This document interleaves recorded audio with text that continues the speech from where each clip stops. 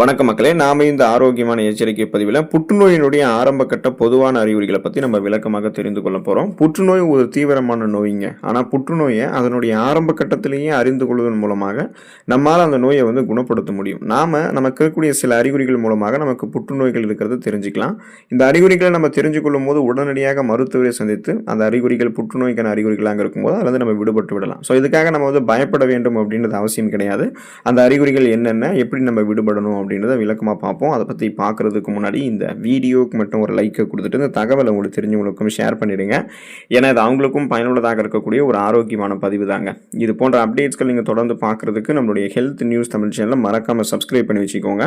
பக்கத்தில் இருக்கக்கூடிய பெல் பட்டனையும் கிளிக் பண்ணி ஆல் அப்படின்ற ஆப்ஷனையும் செட் பண்ணி வச்சுக்கிட்டீங்க அப்படின்னா நாங்கள் போடக்கூடிய எல்லா அப்டேட்ஸும் உங்களுக்கு நோட்டிஃபிகேஷன் அடிக்கடி சேரும். சரி வாங்க மக்களே, இப்போ வீடியோக்குள்ளே போயிடலாம். நம்முடைய உடல் எடை குறைதல் புற்றுநோய்க்கான ஆரம்ப கட்ட அறிகுறியாக பார்க்கப்படுது அப்படின்னு தெரிஞ்சுக்கோங்க. ஸோ நம்மளுடைய உடல் எடையானது வழக்கத்திற்கு மாறாக மிகவும் வேகமாக குறைவதை நம்மளால் பார்க்க முடியும். அதுவும் நாம் எந்த விதமான எடை குறைப்பு நடவடிக்கைகளையும் மேற்கொள்ளாமல் இருக்கும் பொழுதே இந்த உடல் எடை குறையக்கூடிய நிகழ்வானது நடக்கும். ஸோ இந்த மாதிரியான அறிகுறிகளை நம்ம சந்திக்கும் போது நம்ம ரொம்ப எச்சரிக்கையாக இருக்கணுங்க. இந்த மாதிரியான அறிகுறிகள் கணையம், வயிறு, உணவு குழாய் அல்லது நுரையீரல் போன்ற பகுதிகளில் புற்றுநோய் உருவாவதற்கான அறிகுறியாக கூட இருக்கலாம்.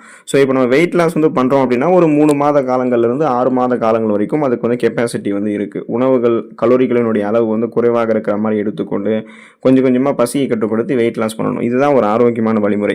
ஆனால் நம்ம உடல் எடை குறைப்பு நடவடிக்கைகளை மேற்கொள்ளாமல் இருக்கும்போது உடல் எடை குறையுதுன்னா நமக்கு ஏதோ ஒரு மோசமான நோய் இருக்குது அப்படின்றதுக்கான அர்த்தம் தான் அது இருக்குது. ஸோ அது புற்றுநோய்க்கான ஆரம்ப கட்ட அறிகுறியாக கூட இருக்கலாம். நீங்கள் ரொம்ப கவனம் கொள்ள வேண்டியது ரொம்ப அவசியமாக இருக்குது. உங்களுடைய உடலில் வீக்கம் அல்லது கட்டி ஏற்படுதல் புற்றுநோய்க்கான ஆரம்ப கட்ட அறிகுறியாக பார்க்கப்படுது அப்படின்றத நீங்கள் தெரிஞ்சுக்கோங்க. உங்களுடைய உடலில் ஏதாவது ஒரு பகுதியில் வீக்கம் அல்லது கட்டி ஏற்பட்டுச்சு அப்படின்னா அதை நீங்கள் கண்டுகொள்ளாமல் விட்டுறாதீங்க. பெரும்பாலான நபர்கள் இந்த மாதிரி வீக்கம் கட்டி ஏற்படுறதை கவனிக்க மாட்டாங்க. ஆனால் புற்றுநோய்களுடைய ஆராய்ச்சியின் படி பார்த்தீங்கன்னா இந்த மாதிரி வயிறு, மார்பகம் போன்ற இடங்களில் புற்றுநோய் காரணமாக கூட கட்டிகள் ஏற்படலாம். இந்த மாதிரியான கட்டிகள் உங்களுக்கு நீண்ட நாட்களுக்கு இருந்துச்சுன்னா உடனே நீங்கள் மருத்துவரை அணுகி அதை சரி பண்ணி கொள்ள வேண்டியது ரொம்ப ரொம்ப நல்லது. ஏன்னா ரிசர்ச் படி பார்த்தீங்கன்னா புற்றுநோய்களினுடைய அந்த செல் பரவல் அப்படின்றது இது போல வீக்கங்களாகவோ கட்டிகளாக தான் நமக்கு பரவ ஆரம்பிக்கிறதுக்கு அதிகப்படியான வாய்ப்புகள் இருக்குது. இது எதுவோ உடல் வெப்பங்களால் ஏற்பட்டிருக்கக்கூடிய வீக்கம், கட்டி அப்படின்னு நீங்களாகவே உங்களை கன்வின்ஸ் பண்ணிக்காம அப்படி மாதிரி உங்களுக்கு வீக்கம் கட்டி இருந்துச்சுன்னா உடனே மருத்துவரை அணுகி மருத்துவரிடம் எதையுமே நீங்கள் உறுதிப்படுத்திக்கிறது உங்களுக்கு நல்லது. ஸோ நீங்களாகவே ஒரு அஸ்யூம்ஷனுக்கு போகக்கூடாது. அது உங்களுக்கு ஆபத்துன்றதை தெரிஞ்சுக்கோங்க. தொடர்ந்து இருமல் ஏற்படுது அப்படின்றதும் புற்றுநோய்க்கான ஆரம்ப கட்ட அறிகுறியாக பார்க்கப்படுது அப்படின்றத நீங்கள் தெரிஞ்சுக்கோங்க. இப்போது நீங்கள் சொல்லலாம், இப்போது இருமல் இருக்கிறது ஒரு சாதாரணமான அறிகுறியாக தான் இருக்கும். தொடர்ந்து இருமல் இருக்கிறது அப்படின்றது பல நோய்களுக்கான அறிகுறியாக கூட இருக்கலாம். அது எப்படி நீங்கள் அது புற்றுநோய்க்கான ஆரம்ப கட்ட அறிகுறியாக இருக்கலாம்னு குறிப்பிட்றீங்கன்னு நீங்கள் கேட்கலாம். இப்போ மார்பில் அதிகமாக சளி இருப்பதால் கூட தொடர் இருமல் ஏற்பட்டதுக்கு வாய்ப்புகள் இருக்குது. ஸோ அது காமன் தான். ஆனால் உங்களுக்கு 3 வாரங்களில் ஆரம்பித்து 4 வாரங்கள் வரைக்கும் தொடர்ந்து இருமல் பிரச்சனை இருக்குது அப்படின்னா அது ஒரு மோசமான நோய்க்கான அறிகுறியாக இருக்கிறதுக்கு வாய்ப்புகள் இருக்கு. தொடர்ந்து இருமல், சளியுடன் கூடிய ரத்தம் மற்றும் சுவாசிக்கிறதுல சிரமம் இந்த மாதிரியான அறிகுறிகள் நுரையீரல் புற்றுநோய்க்கான அந்த லங்ஸ் கேன்சருக்கான ஆரம்ப கட்ட அறிகுறியாக இருக்கிறதுக்கும் உங்களுக்கு வாய்ப்புகள் இருக்கு. ஸோ நாம கவனமாக இருக்கணும். ஏன்னா நமக்கு அந்த சுவாசம் தொடர்பான பிரச்சனைகள் ஏற்படும் போது கொஞ்சம் கொஞ்சமாக அது நம்மளுடைய உடலை உருக்கி நமக்கு நம்ம இழந்து போகக்கூடிய அபாயத்தை அது கொண்டு வந்துடும். ஸோ இருமல் தானே அப்படின்னு நீங்கள் சாதாரணமாக நினைக்கக்கூடாது. அது உங்களுக்கு நுரையீரல் புற்றுநோய்க்கான ஆரம்ப கட்ட அறிகுறியாக இருக்கலாம். அது உங்களுக்கு மூச்சு திணறல் பிரச்சனை ஏற்படுத்தி உயிருக்கே கூட ஆபத்தாக கூட இருக்கலாம். ஸோ நீங்கள் தான் முன்னாடியே அதை கண்டுபிடிச்சி அதில் விடுதலை பெற்றுக்கொள்வது நல்லதுங்க. மச்சம் அல்லது மருவில் மாற்றம் ஏற்படுதல் புற்றுநோய்க்கான ஆரம்ப கட்ட அறிகுறியாக இருக்குன்றதை நீங்கள் தெரிஞ்சுக்கோங்க. உங்களுடைய மச்சம் அல்லது மருவில் ஏதாவது மாற்றம் ஏற்படுது அப்படின்னா அதை நீங்கள் புறக்கணிக்க கூடாதுங்க. பெரும்பாலான மக்கள் இந்த மாதிரி விஷயத்தெல்லாம் கவனிக்க மாட்டாங்க.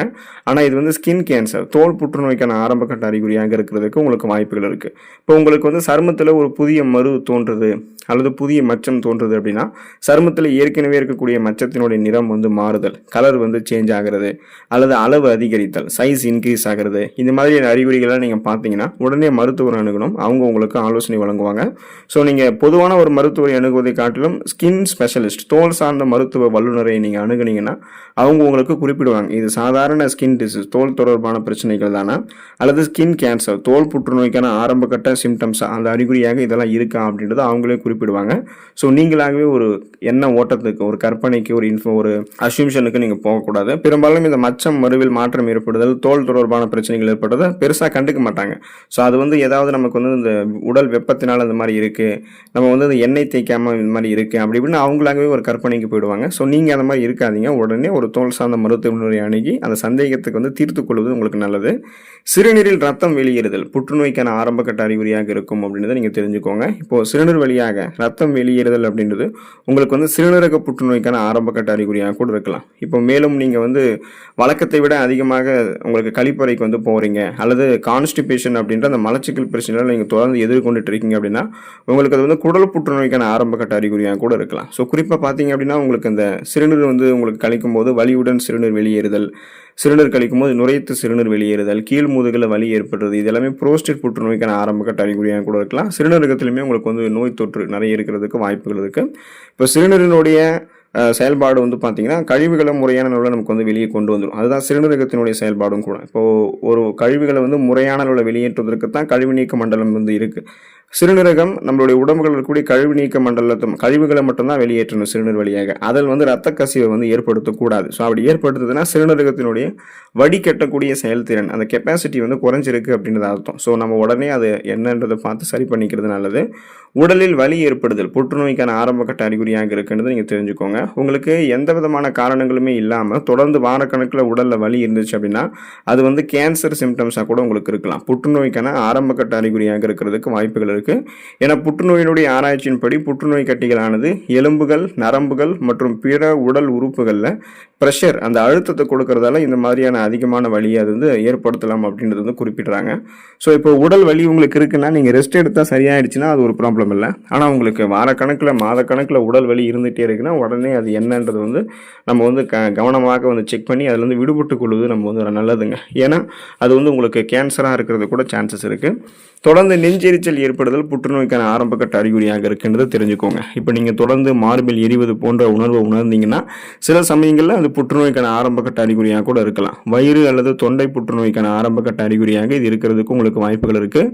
உணவை விழுங்குவதில் சிரமம் ஏற்படுதல் புற்றுநோய்க்கான ஆரம்பகட்ட அறிகுறியாக பார்க்கப்படுதுன்றதை நீங்கள் தெரிஞ்சுக்கோங்க.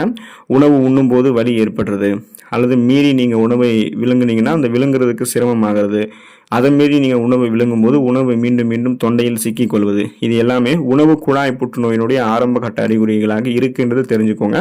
இந்த அறிகுறிகள் தொடர்ந்து உங்களுக்கு ஏற்படுதுன்னா உங்களுடைய மருத்துவரை நீங்கள் உடனே அணுகி அதை என்னன்றதை செக் பண்ணிக்கிறது நல்லது. இரவில் அதிகம் வியர்த்தல் புற்றுநோய்க்கான ஆரம்பகட்ட அறிகுறியாக பார்க்கப்படுதுன்றது நீங்கள் தெரிஞ்சுக்கோங்க. இரவில் வியர்ப்பது ஒரு சாதாரணமான விஷயம் அப்படின்னாலும் சில சமயங்களில் இது புற்றுநோய் ஏற்படுவதற்கான அந்த ஆரம்பகட்ட அறிகுறியாக கூட இருக்கலாம். பொதுவாக இது வந்து லிம்போமா புற்றுநோயினுடைய அறிகுறியாக இருக்கும். ஸோ இந்த லிம்போமா புற்றுநோய் அப்படின்னா இந்த வகை புற்றுநோய்கள் எல்லாமே நம்மளுடைய உடம்புகளில் நிணநீர் மண்டலம் மற்றும் பிளட் வெசல்ஸ், ரத்த நாளங்கள் போன்ற பகுதிகளை பாதிச்சிடும். ஸோ அதனால தான் நமக்கு இந்த மாதிரி இரவில் வியர்க்கக்கூடிய இந்த சிம்டம்ஸ் வந்து நமக்கு இருக்கும். இந்த மாதிரியான அறிகுறிகள் உங்களுக்கு ஏற்பட்டுச்சுன்னா நீங்கள் உடனே என்ன செய்யக்கூடாதுன்னா பயப்படக்கூடாது. இந்த அறிகுறிகள் எப்போதும் புற்றுநோய்க்கான அறிகுறிகளாக இருந்தே தான் ஆக வேண்டும் அப்படின்ற அவசியம் கிடையாது.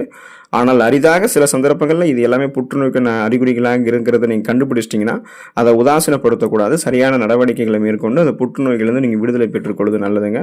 ஏன்னா 50 ஆண்டுகளுக்கு முன்னாடி புற்றுநோய் அப்படின்னு சொன்னாலே அது வந்து பிளட் கேன்சர், ரத்த புற்றுநோய் அப்படின்னு தான் நம்பிக்கிட்டு இருப்பாங்க. ஆனால் இப்போ புற்றுநோயில் ஏராளமான வகைகள் இருக்குது. குறிப்பாக தோல், மார்பகம், விதைப்பை, பெருங்குடல், சிறுநீரகம், அதுக்கப்புறம் பார்த்தீங்கன்னா வாய் புற்றுநோய், கல்லீரல் புற்றுநோய், கர்ப்பப்பை வாய் புற்றுநோய், கர்ப்பப்பை புற்றுநோய் அப்படின்னு பல வகையான வகைகளும் இருக்குது. ஸோ ஒவ்வொன்றுக்குமே தனித்தனியான அறிகுறிகளும் இருக்குது. இப்போ இருக்கக்கூடிய இந்த அறிகுறிகள் பொதுவாக இருக்கக்கூடிய அறிகுறிகள். இந்த அறிகுறிகள் தென்படும் போதே கவனத்துடன் செயல்பட்டு புற்றுநோயிலிருந்து விடுதலை பெற்றுக்கொண்டு ஆரோக்கியமாக இருங்க. அடுத்த ஆரோக்கியமான பதிவில் மறக்காமல் சந்திப்போம். நன்றி மக்களே.